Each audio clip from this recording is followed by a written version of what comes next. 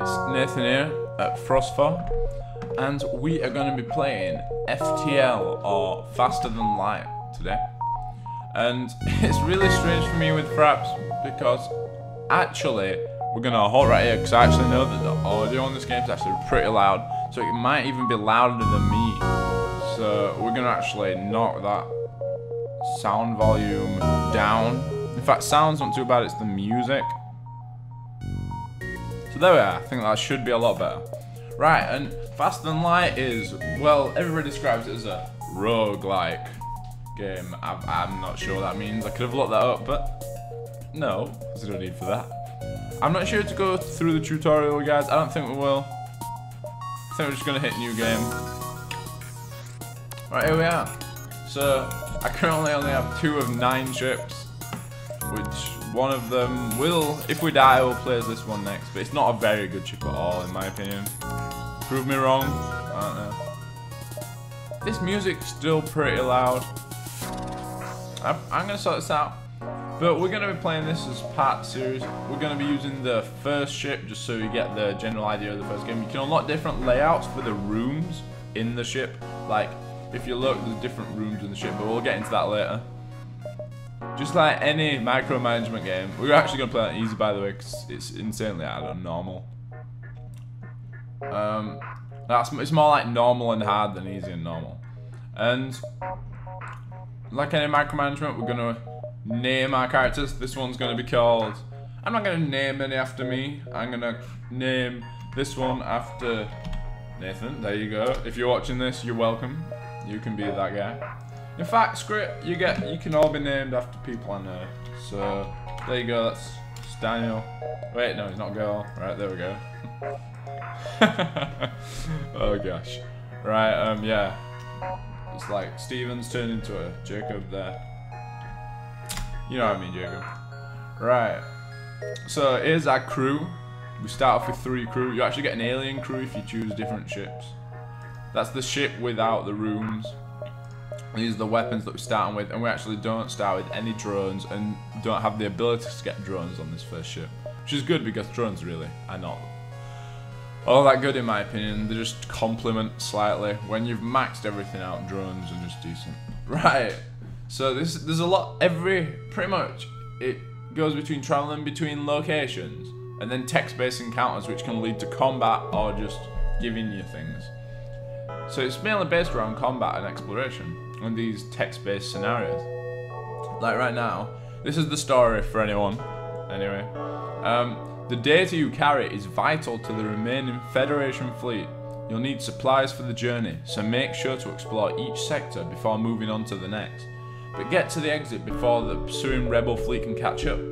What that pretty much means is, and this is an amazing tip, explore as much as you can, but check the map because you only have so much time in each place before like a border catches up to you. I'll show you that in a second. Tip, oxygen. If the ship's room colour changes from tan to red, it means you're losing oxygen and crew will be damaged. So, I'm going to hit continue. You can pause this game whenever you feel like it. Like, there we go, it's paused. It does change the colour slightly. Darkens everything. Right, and let's have a look. So we got Nathan. That's not me, that's another Nathan. And I'm not actually on the ship, I didn't make a crew member for me. So we got Jacob, we're gonna send him to the engines room, cause right, okay, here we go. Power that up. Right, here's how it works. Up here, this is your hull, the health of your ship. This is scrap, the currency. I'm just going over everything really quick. Shields, so how many shields you've got which can be upgraded. Fuel, every time you make a jump, which I'll show in a second, it uses 1 fuel. So, like, if you run out of fuel, you lose. Number of missiles. Missiles power certain powerful weapons, such as drone parts, such as the Artemis down here. This is the crew evade. This is a chance that we have to evade. It only counts when there's somebody manning the cockpit area and the engine. Well, no, actually, not the engine. The engine, it just helps if they man the engine. Oxygen, run out of oxygen, your crew start dying. So that's always bad. Right, and this is just a list of your crew member. The things next to them are actually the skills. So The top one is piloting. Like there's 15 levels to it, and you get +5 evasion for each one. Same there. Shields, 10% faster recharge. 55 levels for that. So there you go.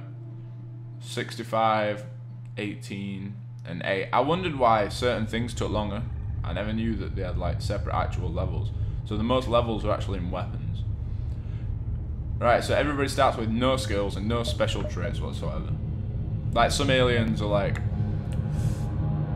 they're bad at combat, like they'll have half health in combat, but they're really good at repairing. Right, down here, this here is our power supply. And pretty much, this is the total capacity you have to put around your ship. So if I took all the power, you'd see that that would mean that the power's full. But then you can distribute it to different ships, or like different parts of the system, which correspond to different parts on the ship. So, like, this here is shields. Shields, pretty much, if you're not great powered, you don't have shields. If they've got a little head above them, they can also be manned by people. So right now, we're gonna man the engines, because as you can see, the engines there need manning. We're gonna man we're not gonna man the shields because we're not in combat, but we're gonna send Nathan to the weapons room. It doesn't currently need manning, but and we're gonna send Daniel. We're just gonna leave Daniel as the pilot. Yeah, I know. If you're watching this, I know you want to be the pilot. So not too many clothes in space. You'll be fine. There you go, as you can see, he's working away on his laptop. Right, you can power the weapons like that and fire them. Obviously, it draws from this, and I can only have a maximum of 3, as you can see. Look, so I could power both of them if, say, I turned off the med bay. So it does make for micromanagement, which is always fun, sort of. It depends on what you like. I like XCOM Enemy Unknown. In fact, I'm doing a series on that, so. Yeah, it's got PVR2. As you can see, now someone's manning the engines. Jake over there. He's actually increased the evade chance, so that's always nice. These things down here actually don't require power, but obviously it still needs manning. Well, not needs, but it helps.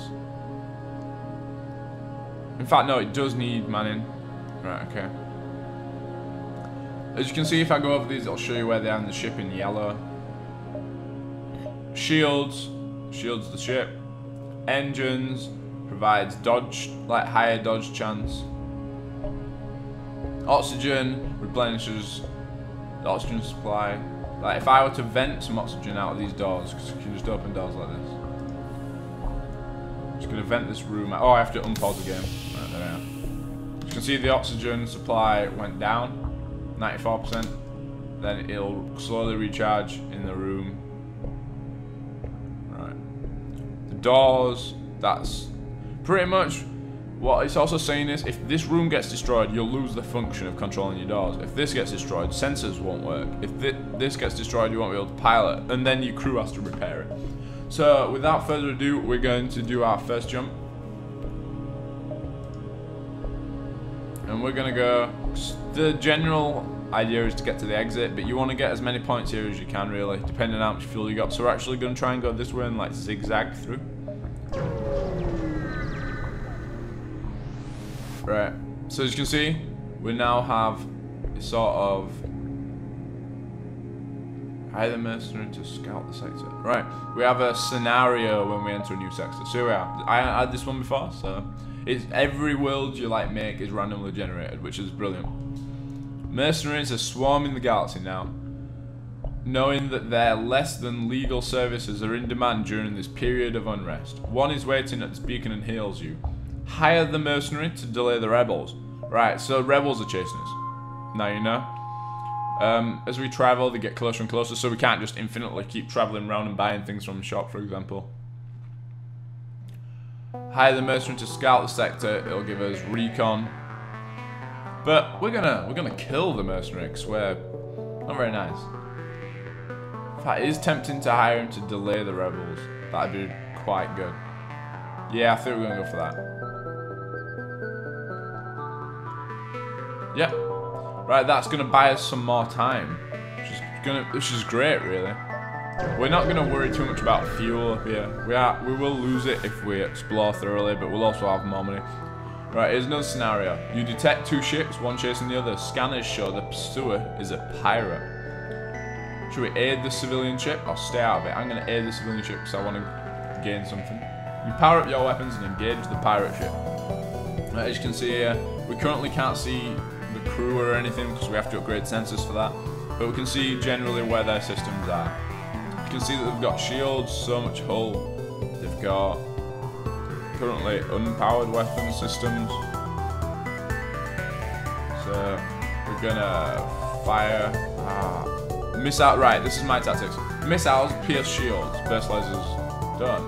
We're actually gonna take power from the med bay, power up the burst lasers, and we're gonna use the Artemis first of all to take out the shields, and then we're going to use the burst laser to take out the weapons. No matter what you're taking out, it's still going to be doing hull damage, so I'll show you that. We should probably two-shot this. As you can see, weapons take time to charge. It varies, like every weapon has different charge time. So there goes our missile, as you can see. It should come into the screen. I'm trying to pause it. There it is. We've also been hit in some room there. It didn't do anything. Right, we've now taken out the shields, completely disabled in red. So it now has no shields, which means our burst laser is going to shred through their hull. I'm not going to use the Artemis again. I'm going to instead power the med bay. I'm going to use the burst laser a second time. I'm going to take out their oxygen. Now they have no weapons. And they're just sitting ducks. They've got no shields, no weapons. The crew could be repairing it. I wouldn't actually know right now. But we've taken one hull damage, which is a shame. But there goes their ship. They run out of hull and they explode. And we should get some sort of reward. 2 missiles, 1 drone part, which we're not actually currently able to use on the ship, and 23 scrap, which is the currency. Now, if we contact the civilian ship, your ship was saved, blah blah blah. Most of the crew accepts your offer to be dropped off, but one offers to actually join the crew, so that's pretty cool. Oh, and he's a rock man. Right, so he's going to be like our warrior. He's going to man those shields over there. I forgot actually to send Daniel to the shields, but now he doesn't have to because we actually picked up an extra crew. Right, one of the things I'm going to buy is this sensors. Right, so now we can actually see what the crew inside the enemy ship are doing, so we can more accurately make decisions. We're not going to worry about fuel, like I said. We're just going to want to get as much scrap and items. Oh, we didn't actually get anything from that jump, which sucks. As you can see, I'm zigzagging up and down. I'm not really rushing to the exit. You detect a rebel scout and an attack approach to a small refueling outpost. Their weapons are charged, but they're not firing yet. We're going to intervene. The rebel responds to your threat. I don't know who you are, but no one defies the rebel fleet. Okay? So they've sent a little drone over here, and they've also got shields. So I'm going to power up the Artemis, sail the med bay, take out their shields, and then I'm actually going to set my burst laser onto their drone bay. And you can see their little guys in here. They've actually got names. So we've got Emily, Cadriel, and Reinhardt. And they're all humans, nothing special. They can't board us or anything. Look, they man the shields and the weapons. We've got all our things manned. So that's why we took damage last time, because we had no one manning the shields. So we didn't have like a recharge boost. As you can see here, this will never break through our shield. On its own, anyway. So we took out their shields now. So that burst laser took out their drone bay. As you can see, this drone's just like sat there now, not doing anything. We're gonna take out the weapon system. Leave. I can get rid of the Artemis, power the med bay. Right now, they've got no weapons. You can see their guys in here, by the way, repairing the drone bay, repairing the shields, repairing their weapons. But they're not gonna make it. Not before we've killed them. Finish it off by just knocking off the complete oxygen supply. Oh, I forgot to unpause the game there. Having people man these things makes everything faster. Really good that we picked up an extra crew member, so we've got all these things we want. So we got 2 missiles, some drone parts and scrap. And then we got rewarded with 3 fuel and 18 scrap. The outpost hails you. The old pompous bastards expected free service just because they defeated the Federation. Take this for them. How generous. So we got some fuel there. Fuel's always nice. I'm gonna go one more station, and I'm actually gonna leave this video here because I want to get this up, and I don't want it to stay too long. Oh, amazing! Right, Federation sympathizers contact you as you arrive. We know your mission should be secret, so don't ask how we know about it. Take this schematic. Okay. We just got 11 scrap and some schematic for like doing nothing. Right, I've got to tell you about the screen. Right, you can upgrade everything on your ship. It's got the price under it in scrap. You can upgrade the general power. You can upgrade the subsystems. It tells you the leveling of the crew. Yeah. These haven't leveled up yet because it's a lot harder to level up on those. Weapons are extremely easy to level up. Also, he's leveled up on shields because we do take shield damage.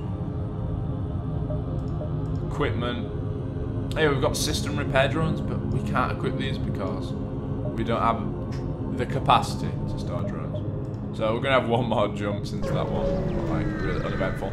In fact, as well, it'd be nice. Right, hello, we used our blah blah blah. As you can see, the war must have spread to this sector. We've been stranded ever since. Give them the fuel. I'm thinking I wanna give them some fuel because they might reward me. Oh, they gave me 29 scrap for 3 fuel. That's actually a pretty good deal because fuel's pretty cheap at stores. You can find little stores floating around. When I say traveling around, I mean I want to find one more battle station, if you know what I'm saying. So we might even make it to the exit of this video actually. Oh, this is amazing. Right. You locate the source of the distress call, a human nearby mining colony. An unknown disease has spread among the workers. They try and set up quarantine, but lack of enforcement and a riot seems likely. Send in your crew to help control the crowds, which has a chance of working. Ignore the request, which pretty much takes away the risk that one of your crew's going to die. Oh, this is a special because it's in blue. It's because I've got a member of my crew who's a rock man. Send your rock crew member to prevent a riot. And that's all. The blue options are always the best. It's unlikely the rock's impressive immune system is susceptible to a virus, so you send it. It intimidates the workers long enough for the colony forces to realise they need to set up a quarantine. Their leaders offer a reward and assure you they will try to find a cure. So we've got 3 missiles, a drone partner, and scrap. It's pretty half decent. I want one more fight. Come on. I'm doing pretty well for scrap here. I'd like a star as well. Right. We're going to be a bit of a pirate here. You spot a small rebel ship nearby. It seems to have been refitted for transport rather than combat. It does not seem to want to engage you and your ship. You can avoid the ship, be a nice guy. But the AI, they don't really care. We're going to demand the surrender of their goods. You prepare to secure their cargo by force. And as it says here, they're actually just trying to run away. They're not really trying to fight us that much. They've sent this drone over. We're going to depower the med bay, power up the Artemis. We're going to aim for the shields. Tempting to go for the drones. I don't know whether to go for the drones or not. In fact, I'm going to send the Artemis at their engines because we don't want them running away. Engines and the drones. Right, okay. As you can see, he's just going to repeatedly take down the shield. Like, he actually missed there. We do have a 20% chance to dodge, so we're really lucky there because that shot would have gone through our ship. Right, I've taken out both the engine and drone base, so that drone's going to do nothing now. Depower the Artemis. We've got 12 missiles, but save them. They're really valuable later on. Right, we're actually going to take out these shields. They can only sponge one of our 3 bursts from our shields, so therefore, pretty much means it tests the first shot, but then the other 2 get through. So we destroy the shields. We're trying to repair their engine to get away. We've not got a chance of surviving here. We've not taken any hull damage yet. Finish them off by taking out that engine for definite. There goes their ship. We got 2 missiles, some drone parts, and some scrap. We may as well go to the exit to finish the video, right? That drone was still floating next to us when we were jumping there. You've arrived at the long-range beacon. We can trade 2 fuel for 2 drone parts, but we'd rather have fuel to us. Alright, so we're going to go to the next sector, and here you go.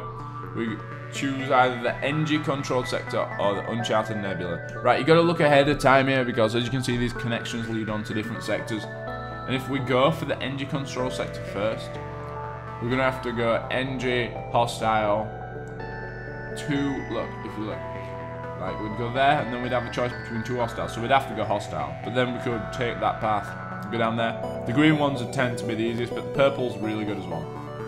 So it really slows down the fleet chasing you, so we're actually gonna go there. It does have bad effects as well, but we're gonna leave it there. Gonna hit escape, and we're gonna save and quit.